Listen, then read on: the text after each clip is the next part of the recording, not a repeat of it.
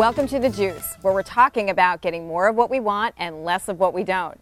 Hi, I'm Jory Desjardins of Blog Her, and with me today is Linda Bouslev of Taste Food, the blog.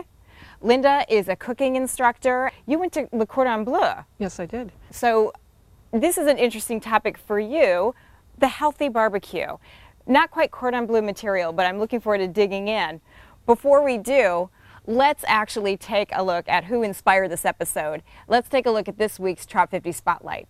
We pick up a lot of pizza dough from Trader Joe's, Whole Foods, grocery store, and make a lot of pizzas on the grill in the summer with fresh vegetables that we get from the farmer's market, different kinds of cheeses that the kids haven't tried, like our kids love goat cheese now. And then I just make a quick light vinaigrette and mix greens, and then when the pizza comes off, I just throw it all on top, cut it up, we call it saladza, and it's a really big family favorite. So Linda, when I think of Labor Day, I think of barbecues. I don't think of health, and I don't think of healthy food. But you apparently can tell us about a few healthy ways of doing the barbecue. Yes, Jory. Actually, grilling is not only about grilling meat and grilling burgers and hot dogs. I love to grill healthy items like vegetables and fruit on it.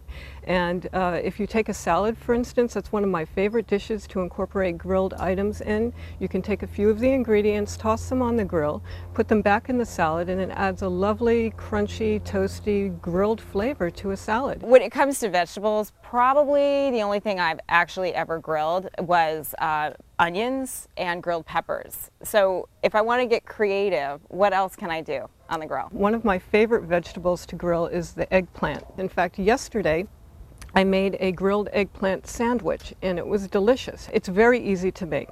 Could you show me? Sure. Awesome. The first thing you need to do, of course, is oil the grill. Then you take the eggplant slices, they've been cut about a ½ inch thick, and oil each side of them and apply it to the grill, applying a little pepper, and let them cook. The important thing with an aubergine or an eggplant on the grill is that you don't let it cook too long, because if it becomes black, it becomes bitter, and then they're no good for eating. I'm going to put about a teaspoon, 1 to 2 teaspoons of soft goat cheese. Oh. So on top of that, putting some fresh basil leaves. And then what I have is I have some sliced tomatoes that, as you can see, are almost the same circumference as the aubergine. Top it with that. Add a little bit more of the glue or the goat cheese. Yep. Then a few more basil leaves, like so. And then top it with the last aubergine. And for garnish, 1 dollop of the goat cheese. And drizzle it with a little tomato coulis. If you really like more cheese, Top it with a little bit of pecorino, grated pecorino. And I found these at the market today. They are arugula sprouts. So I'm just going to put those on top just for look. That's beautiful. There you go. Bon appetit. There's another amazing idea actually from Susan from Fat Free Vegan Kitchen, who shares a recipe for South Carolina golden mustard barbecue sauce. She writes about when she moved to South Carolina and was surprised to discover that the barbecue there was yellow instead of your usual brown barbecue sauce. She says, when we moved to Mississippi 6 years ago, my husband and I thought far enough ahead to bring several bottles with us. Unfortunately, our stockpile of mustard sauce eventually ran out and a decent substitute was not found anywhere in Mississippi. What to do? It took her an embarrassing long time, she says, to figure out that she could just make her own.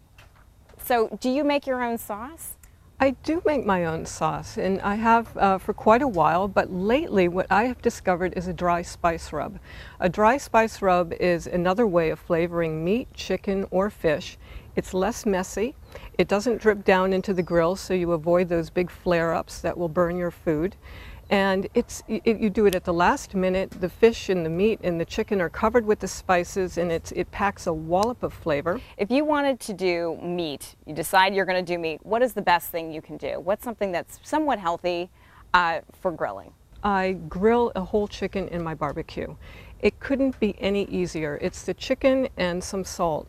And it's the method of cooking is what you would call smoke roasting, where you are enclosing it within the grill, and it captures the smoke and the heat, and the smoke infuses the meat of the chicken, and it's succulent and moist and a beautiful mahogany color from the smoke. What about dessert? Fruit.